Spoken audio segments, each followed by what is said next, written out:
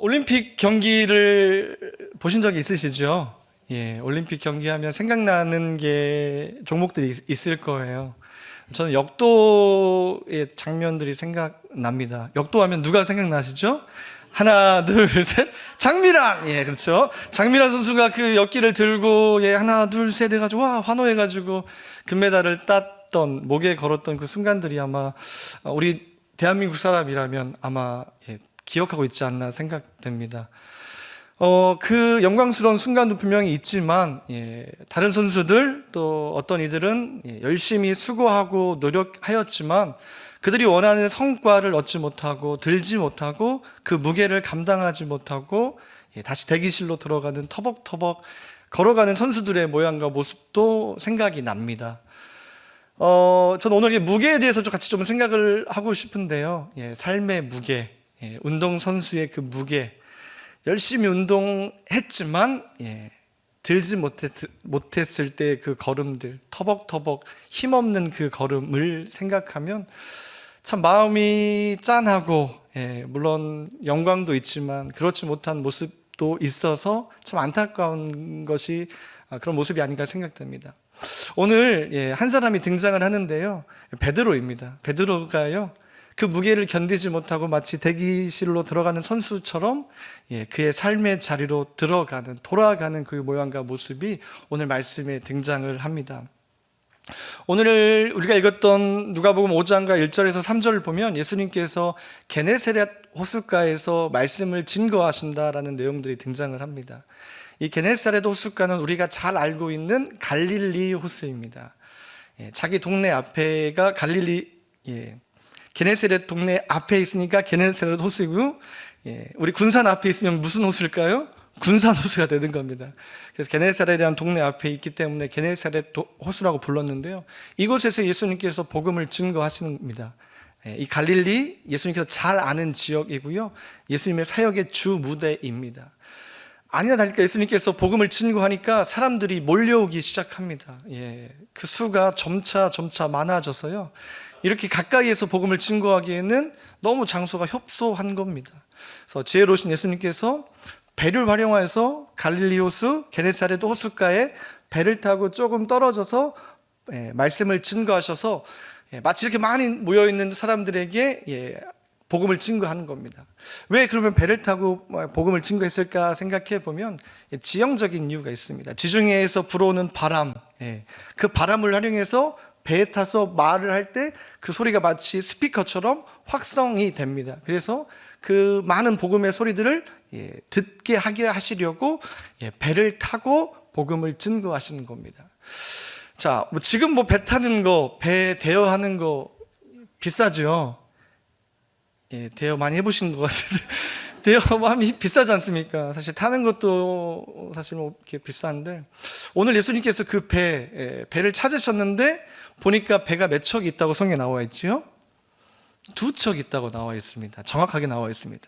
그 두 척 중에 한 배가 누구의 배이죠? 3절에 보니까 시몬 베드로의 배라고 말씀하십니다. 예수님께서 시몬 베드로의 배를 빌리셔서 복음을 증거하십니다. 많은 사람이 그 배에서 들려오는 복음을 듣고 얼마나 기뻐했을까요? 생명 없는 자가 생명을 얻게 되고 방황하는 자들이 삶의 무게에 지쳐있던 자들이 생명력을 회복하는 아마 시간이 되지 않았나 생각됩니다. 복음을 증거하시고 마치시고 예수님께서 어디로 향하셨는지 우리가 좀 살펴보고 싶은데요. 자, 배를 탔으니까 이제 어디로 가야 돼요? 이제 소기의 목적을 달성했으니까 육지로 돌아가야죠. 배에 있는 것, 배에 머무는 건 어리석은 일이죠. 예수님께서 목적과 그 이유, 배 탄 이유를 맞췄으면 돌아가는 게 맞는데 오늘 말씀해 보니까요, 예수님께서 다시 육지로 돌아가지 아니하시고 어디로 가라고 말씀하시냐면 깊은 데로 가라라고 말씀하고 계십니다. 왜 이런 말씀을 하셨을까요? 베드로가 오늘 새벽같이 저녁 늦은 시간 동안 고기 잡았지만 하나도 잡지 못해서 아침에 오전에 그 그물을 수리하고 이제 저녁에 또 이른 새벽에 고기를 잡으려 나갈 준비를 해야 하는데 예수님 갑자기 땅이 아닌 깊은 곳으로 나가라라고 지금 말씀하고 있는 것입니다. 이 말씀을 들을 때 베드로의 마음이 어땠을까요? 왜 그러실까? 당황하지 않았을까요? 그렇죠. 지금 사실 바쁜데, 바쁜 시기이고 시간인데 이제 준비해서 또 고기 잡으러 나가야 하는데 또 깊은 데로 나가라고 말씀하시는 그 예수님의 말씀이 아마 베드로 생각하기에는 조금 당황스러운 질문, 당황스러운 말이 아니었나 생각됩니다. 예수님께서요 그냥 깊은 데로 가라고만 말씀하지 아니하시고요, 정확하게 베드로에게 말씀하십니다. 오늘 말씀에 다 나와 있지 않지만 그 의미가 명령조인데요, 깊은 데로 가서 뭐 하라고 하죠? 그물을 던지라고 하십니다. 거기까지만 하라고 하셨을까요? 아니요, 고기를 잡으라라고 말씀합니다. 이게 맞는 말일까요? 틀린 말일까요? 틀린 말입니다. 수고했지만, 그물을 던졌지만 고기 잡지 못했습니다. 고기가 없는 시간이고요, 고기 잡아서는 안 되는 시간입니다. 그렇기 때문에 프로업으로서 베드로는 준비하는 시간을 갖는 것입니다. 그런데 이제 예수님 말씀 마쳤으니까 들어가서 다시 준비해야 하는데 예수님 가서 그물을 던져 고기 잡으라라고 말씀합니다. 앞뒤가 사실 맞지 않는 말입니다. 베드로가 생각하기에 이해되지 않는 요구입니다. 그럼에도 불구하고요, 오늘 베드로의 반응을 우리가 좀 생각해 보아야 하는데요, 베드로가 예수님 앞에 무엇이라 말씀하냐면요, 선생님이라고 부릅니다. 특별히 이 헬라 원어에 보니까요, 이 베드로가 예수님을 향하여서 선생님 불렀을 때 일반적인 사람들이 불렀던 선생님, 우리 선생님 하면 어떤 단어가 생각나시나요? 랍비, 그죠? 랍비와 퀴리우스, 이 단어를 주로 사용하는데요, 오늘 베드로가 예수님께 선생님 하면서 불렀던, 선생님 우리가 밤새 수고하였지만 잡은 것이 하나도 없습니다, 이 말할 때 선생님이라는 단어가 의미가 있는 단어입니다. 왜 의미가 있냐면 이 누가복음에서만 7번 등장하는 단어인데요, 이게 어떤 단어냐면 제자들이 스승을 부를 때, 제자들만 예수님을 부를 때 썼던 단어인데요, 에스피사테스라는 단어인데요, 이 단어를 하고 있는 것입니다. 자, 그러면 예수님과 베드로가 오늘의 만남이 처음이 아니라는 거죠. 안면이 있다라는 거잖아요. 제자들만 사용했던 그 표현으로 예수님을 불렀다는 건 예수님과 적어도 한 번 이상 만났거나 아니면 제자에 가까운, 제자에 준하는 예수님과 베드로의 관계가 있었기 때문에 오늘 베드로는 예수님을 향해서 선생님이라고 이야기하고 있는 것입니다. 에피스타테스라는 이 단어를 통하여서 예수님과 관계가 있었기 때문에 베드로가 예수님의 청을 오케이 했던 겁니다. 사실은 이제 하루 마무리했고 또 고기 잡으러 준비하러 가야 하는데, 사실 예수님 물론 훌륭한 분이죠, 의미 있는 분이죠, 그분이 내 배를 사용한다, 쉽지 않은 겁니다. 왜 쉽지 않을까요? 경비가 들어갑니다. 돈이 들어갑니다. 잡은 것이 없습니다. 소득이 없습니다. 그런데 예수님이 요청하는 겁니다. 예수님이 나의 스승이시기에, 예수님이 나에게 의미 있는 분이기에 그 청을 거절하지 아니하고 예스하고 오늘 예수님을 도와줬던 겁니다. 거기서 끝났으면, 돌아갔으면 베드로 그래도 괜찮았을 텐데, 내일을 기대했을 텐데 오늘 예수님께서 깊은 곳에 가서 그물을 던져 고기를 잡으라라고 명령하고 있는 것입니다. 이 명령, 프로어부인 베드로 생각하기에 맞지 않는 말입니다. 당황스러운 말입니다. 베드로의 반응이요, 재미있습니다. 베드로가 어떻게 반응하죠? 선생님, 우리가 밤새도록 수고했지만 잡은 것이 없지만 뭐 해보겠습니다라고 대답하고 있죠. 말씀에 의지하여 그물을 던지겠습니다라고 말하고 있습니다. 답하고 있습니다. 이 말이 여러분 어떻게 생각하시나요? 믿음 있는 말같이 들리시지요? 사실 근데요, 이 말은요, 믿음 있는 말이긴 하지만 그 마음의 중심에 억지로 하는 겁니다. 부득이하게 하는 겁니다. 진짜 하기 싫은데 뭐만 하겠다는 거예요? 그물만 던지겠다라는 거예요. 그물만 던지겠다. 예수님은 뭐라고 말씀하셨죠? 깊은 곳에 가서 그물을 던져 뭐 잡으라고요? 고기 잡으라고요. 베드로의 대답은 어떻죠? 내가 가서 그물만 던지겠습니다라고 이야기합니다. 고기 잡을 걸 예상했어요? 안 했어요? 안 했어요. 그냥 예수님과 나와 관계 있으니까 예수님 체면 살려드리기 위해서 그냥 그냥 한번 내가 그물만 한번 던져보겠습니다. 그냥 던지기는 하겠습니다라고 대답하는 겁니다. 베드로의 생각 속에는 고기를 잡을 생각을 아예 한 거예요? 못 한 거예요? 못 한 거예요. 안 한 거예요. 왜냐하면 베드로 생각하기에 절대로 고기가 잡히면 안 되는 시간이기 때문입니다. 아니나 다를까 깊은 곳은 더더욱 고기가 없을 시간이기 때문에 베드로도 100% 고기가 없을 거라는 그 확신이 있었기 때문에 내가 말씀에 의지해서 예수님 말씀이니까 그물만 한번 던지겠습니다라고 말하는 겁니다. 어쩌면 참 믿음 없는 대답인 것입니다. 오늘 베드로가 그물을 던졌어요. 베드로 예상대로라면 고기 잡으면 돼요, 안 돼요? 안 돼요. 근데 어떤 일이 일어나죠? 많이 잡힙니다. 자기 배가 감당할 수 없어서요, 동업자 친구들의 배를 가져와서 같이 그 두 배에 고기가 가득 잡히는 놀라운 경험들을 하게 됩니다. 이 현상 앞에요, 오늘 말씀 보니까 다 두려워했다라고 이야기합니다. 두려웠는데요, 왜 두려웠을까요? 안 되는 일인데, 안 돼야 하는데 되니까요. 하나님 아니면 인간이 수고와 노력으로는 안 되는 거예요. 그런데 하나님이 하시니까 되게 되는 역사가 일어나니까 놀라는 거예요. 마치 이 놀라다의 표현이요, 이 단어가요, 어디에 쓰였냐면요, 마리아가 천사를 봤을 때의 두려움, 인간의 눈으로 천사를 봤을 때의 그 두려움이 오늘 고기가 많이 잡힌 이 현장 가운데 일어나게 됐다라는 겁니다.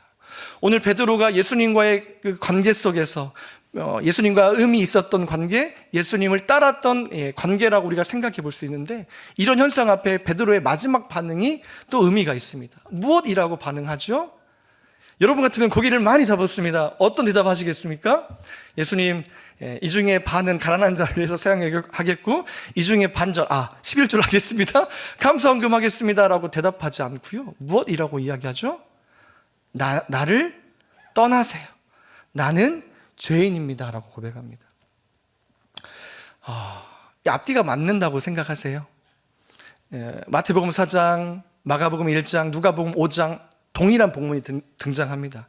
우리 아마 이 본문을 적어도 주일학교 출신이면 한 10,000번 이상을 봤을 텐데, 이 현상 앞에, 신적인 놀라운 기적이 일어난 이 현장 앞에 기뻐하고 감사하고 오히려 이렇게 반응하는 게 맞는 것 같은데, 오늘 베드로는 주여 나를 떠나세요, 나는 죄인입니다 라고 고백하고 반응하고 있습니다.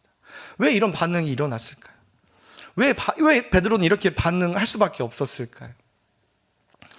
요한복음 1장에 보면요, 1장에 안드레, 베드로의 형이 등장을 합니다.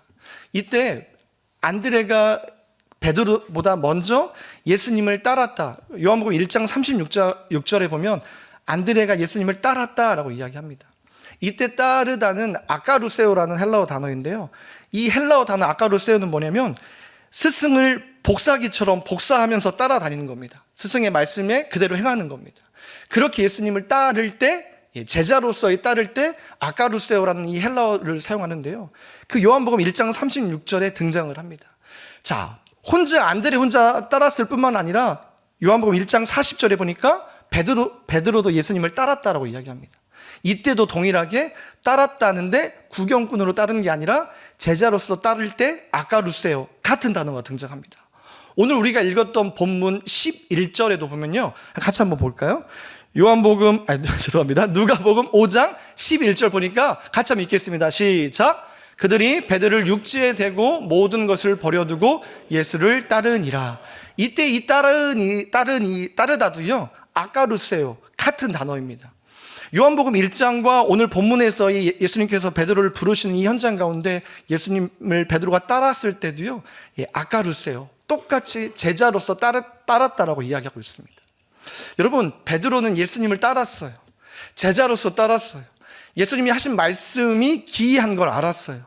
하나님께서 우리에게 보내신 메시아인 걸 확신했어요. 그래서 예수님을 따르는 것, 예수님을 따라 생활하는 것, 그분의 말씀을 기억하고 가치를 들고 살았어요. 그런데 요한복음 2장에 보면요, 예수님께서 막 싸우세요. 누구랑 싸울까요? 종교 지도자들하고 싸웁니다. 왜 싸울까요? 잘못된 관행들, 성전에서 제사들을 위한 제물을 사고 파는데 이것들을 뇌물을 주고 제사장들에게 뇌물을 주고 이런 영역들을 확장하는 거예요. 하나님이 원하지 않는 일들을 막 하는 거예요. 모든 사람이 다 침묵하는 거예요. 그러나 예수님은 침묵하지 아니하시고 불의와 싸우시는 거예요. 경노하시는 거예요. 화를 발하시는 거예요. 한 번도 생각하지 않았던 예수님의 그 격렬한 모습들, 불의와 공의 앞에, 불의 앞에 화내시는, 잘못된 것을 잘못됐다 아무도 말하지 않지만 말씀하시는 그 예수님의 그 모습을 보고 대제사장들과 종교 지도자들과 대립하고 싸우고 이들의 많은 위협을 받는 이 상황 속에 예수님뿐만 아니라 예수님을 따랐던 수많은 초기의 제자들, 초기의 무리들도 이 현장에 함께 있었다는 거예요. 아마 그 중에 한 명이 오늘 베드로이지 않았나 생각됩니다. 그 현장, 싸움의 현장, 어쩌면 정말 긴장감 넘치는 그 현장에서 오늘 베드로는 물러난 거예요. 그 무게를 감당할 수 없어서 두려워서 예수님을 따르는 것 대신에 내 삶의 자리, 그 자리에 나와서 지금 어부로서의 삶의 자리를 지켜나가고 있는 거예요. 예수님 앞에, 부르심 앞에 따랐지만 그것이 쉽지 않아 다시 자기의 삶의 자리로 돌아왔을 때, 사실 오늘 본문에 베드로가 삶의 자리로 돌아왔습니다. 이 삶의 자리의 무게는 가벼울까요? 가볍지 않지요. 밤새 수고했지만 고기 잡아요? 못 잡혀요? 못 잡히는 거예요. 안 잡히는 거예요. 이거는 좀 괜찮을 줄 알았는데 이 삶의 무게는, 제자로서 예수님을 따르는, 성도로서 예수님을 따르는 그 삶은 너무 어렵다, 내게 너무 고통이다 라고 생각했는지 모르겠어요. 그래서 돌아간 자기의 삶의 자리, 어부의 자리, 이건 내가 좀 해볼 수 있겠지, 이건 내가 감당해 볼 수 있겠지, 이 무게는 내가 능히 이겨내고 들 수 있겠지 아마 생각했을 거예요. 그런데요, 실패했어요. 완전히 무너졌어요. 삶의 자리, 어부로서 고기 잡지 못한 비참한 현실이 오늘 베드로의 삶의 자리, 그 자리에 베드로 있는 거예요. 예수님을 따랐던 사람이라면, 예수님과 함께했던 사람이라면 어쩌면 오늘 예수님과 베드로의 모양과 모습이 마치 처음 만나는 사람처럼 보일 거예요. 처음 보는 사람처럼. 하지만 오늘 베드로가 하고 있었던 일과 예수님이 지금 하시고 있는 이 일, 오늘 그런데 예수님은 이 일을 마치시고, 복음을 증거하는 일을 마치시고 굳이 베드로에게 말을 걸어 다시 명령하여 깊은 곳으로 갈 것을, 그물을 던질 것을 말씀하고 고기 잡을 것을 말씀하고 있는 거예요. 예수님을 따랐던 그 삶의 무게, 제자로서의 따름의 무게를 견디지 못했던 베드로, 거기에서 끝나는 것이 아니라 이제 삶의 자리에 돌아와서도 여전히 실패와 그 무게 속에 갇혀있는, 버거워하고 있는 베드로를 지금 예수님께서 의도적으로 찾아오셔서 말씀하고 있는 것입니다. 여러분, 베드로가 예수님의 말씀에 의지하여 그렇게 나아갈 때 아무 기대와 소망 없이 그냥 예수님 말씀하니까 예수님 체면 어쩌면 세워드리려고 그냥 던진 거예요. 고기가 많이 잡혔을 때 베드로도 놀랐던 거예요. 그러면서 그 주님을 따르는 것, 주님과 함께하는 것이 내게 무거운 삶의 무게라고 생각해서 떠났는데, 그런 나를 예수님 찾아오셔서 말씀해 주시는 거예요. 나를 버리지 않고 그 무게, 삶의 무게, 제자로서의 실패한 그 무게를 예수님께서 다시 회복할 수 있는 기회를 주시는 거예요. 베드로는 부끄러웠어요. 오늘 베드로가 예수님을 향하여서 나는 죄인입니다 라고 고백합니다. 여러분, 죄가 뭘까요? 말씀에서 벗어나는 거죠. 근데요, 죄는요, 부끄러운 거예요. 예수님을 따르는 그 따름의 그 무게가 무거워서 내 삶의 자리로 돌아온 것, 도망친 것, 성도로 하나님 말씀을 지켜 살아가는 것이 어려워 예배도 안 드리고 기도도 안 하고 말씀도 듣지 않는, 그냥 일상을 어쩌면 편하게 살아가려고 했던 그 인생 가운데 찾아오신 거나 마찬가지인 거예요. 그럼 그때 예수님께서 말씀하신 이 말씀이 베드로에게 의미가 있는 거예요. 어쩌면 깊은 곳으로 가라 말씀하신 그 말씀이, 그물을 던져라 말씀하신 그 말씀이, 고기를 잡힌 이 현상과 이 놀라운 이적이 베드로의 그 지친 마음들, 낙심하고 낭망한 불안과 불확신에 놓여있는 그의 삶을 하나님께서 내가 책임지겠다 말씀하시는 말씀과 같았던 것 같아요. 그렇기 때문에 베드로는 그렇게 제자로서의 따름의 그 무게와 삶의 무게를 견디지 못하여 어찌할 바를 모르는 그 현장과 그 삶의 태도를 갖고 있었는데, 오늘 그렇게 떠나왔던 것이 잘못된 것이고 예수님 앞에 부끄러운 일인 것을 베드로는 절실히 깨닫고, 나를 떠나세요, 나는 죄인입니다 라고 고백하고 있는 것입니다. 여러분, 베드로의 이 고백 앞에 예수님은 무엇이라 말씀하시지요? 그래, 너 죄인이야. 너 나를 떠났어. 너 실패자야. 너 지금 네 삶의 무게가 굉장하지? 감당할 수 없지? 그래, 너는 네 살 길을 찾아가라 라고 말씀하지 않으십니다. 오히려 나를 따르라 말씀하시고요, 내가 너로 하여금 사람을 낚는 어부가 되게 하겠다 말씀하십니다. 사람들을 위한 어부, 바다가 살 곳이 아니지만 죄 속에 마치 사는 것처럼 너무 자연스럽게 삶의 이유와 목적 없이 살아가는 그 인생들을 낚는데, 건져내는데, 구원하는데 하나님께서 베드로를 사용하시겠다 말씀하시는 거예요. 베드로에게 새로운 미션과 도전과 꿈을 주시는 거예요. 베드로는 이 현상 앞에, 이 말씀 앞에 오늘 우리가 읽었던 11절의 말씀처럼 모든 것을 다 버려두고 예수님을 따랐다라고 말씀하고 있습니다. 여러분, 베드로가 다시 예수님을 따를 때 그 무게를 여전히 어쩌면 베드로는 감당할 수 없을 거예요.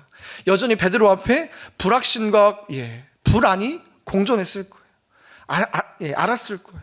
또다시 대제사장들과 종교 지도자들과 그들이 우리를 위협하겠구나, 이 걸음이 쉽지 않겠구나, 알았을 거예요. 그런데요, 이전과 다르게 그 걸음을 힘있게 한 걸음 한 걸음 나아가는 베드로, 주를 위해 순교하는 그 자리까지 두려워하지 않고 나아가게 되는 귀한 하나님의 사람으로 변화되는 것들을 우리가 잘 알고 있습니다.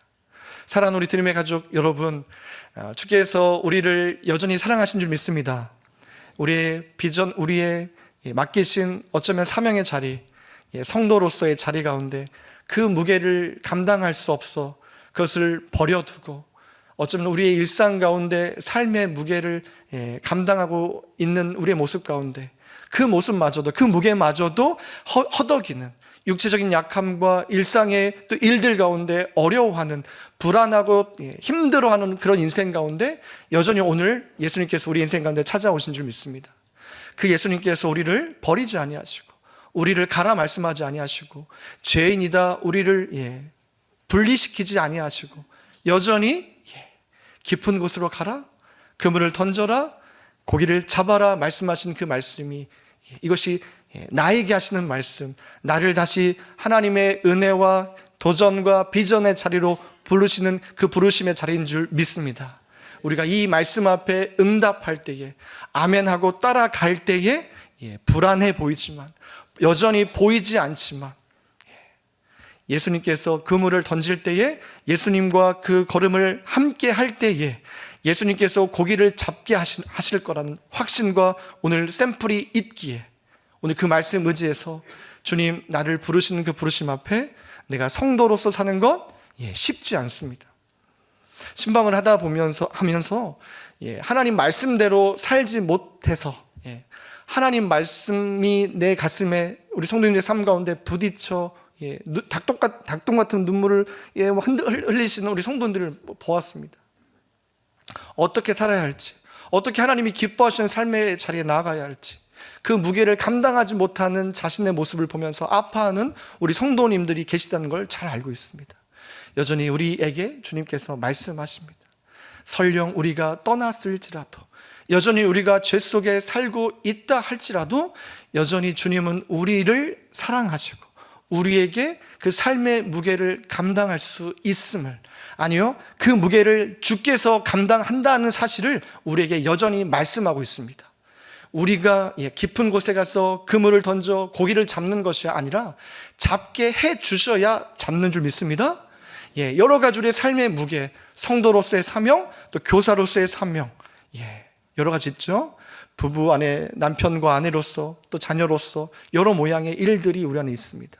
그 모든 일들을 우리의 힘으로 하는 것 아니라 주께서 하심을, 주께서 잡게 하시고 성공하게 하시고 이루게 하신다는 그 확신이 오늘 말씀 가운데 드러났던 것처럼 이 말씀을 우리가 믿는다면 25년도 주님이 깊은 곳으로 나 혼자 가라 말씀하지 아니하시고 내 배에, 내 인생의 배에 주님이 함께 타고 있고 같이 가서 그 현장 가운데 동행해 주시고 함께 해주신다는 사실을 우리가 알고 믿기에 주저하지 않고 그물을 던져 고기 잡을 것을 기대하는, 회복을 기대하시고 극복을 기대하시고 하나님의 열매를 맛보게 될 것을 기대하며 주 따라가는, 주와 동행하는 우리 드림의 모든 가족 되시길 주의 이름으로 축복합니다.